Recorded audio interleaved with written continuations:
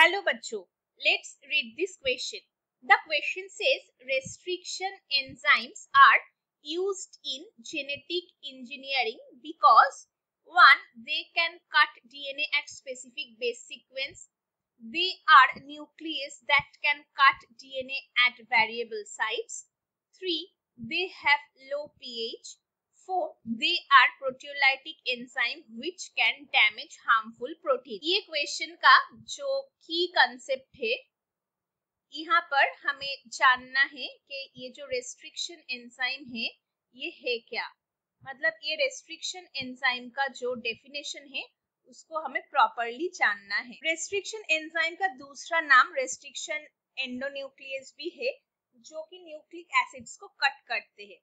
तो हम लोग यहाँ पर लिख सकते हैं restriction enzyme is a enzyme that can cut DNA sequence at specific base.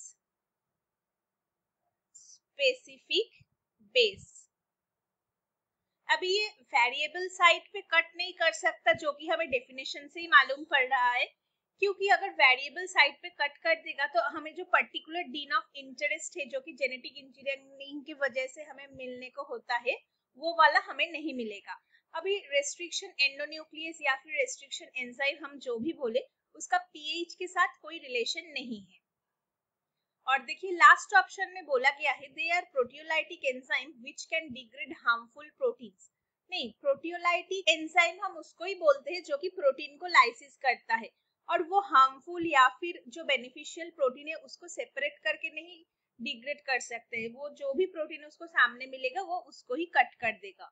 अभी चलिए थोड़ा सा समझने की कोशिश करते हैं रेस्ट्रिक्शन एंडोन्यूक्लियस कैसे काम करता है।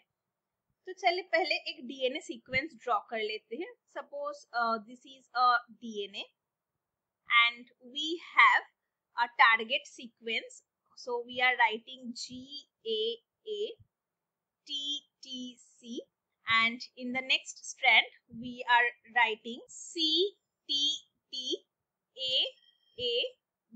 अभी यहाँ पर आके रेस्ट्रिक्शन एंजाइम बाइंड करेगा, तो मैं यहाँ पर ड्रॉ कर लेती हूँ एक रेस्ट्रिक्शन एंजाइम ऐसे।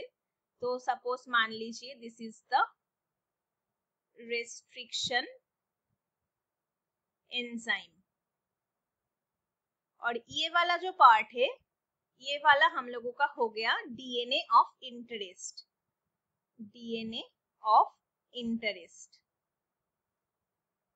मतलब हमें ये नेक्स्ट वाला सीक्वेंस चाहिए जिसके साथ हम जेनेटिक इंजीनियरिंग का काम कर सकते। अभी मान के चलिए ये जो रेस्ट्रिक्शन एंजाइम है ये पर्टिकुलर GAATT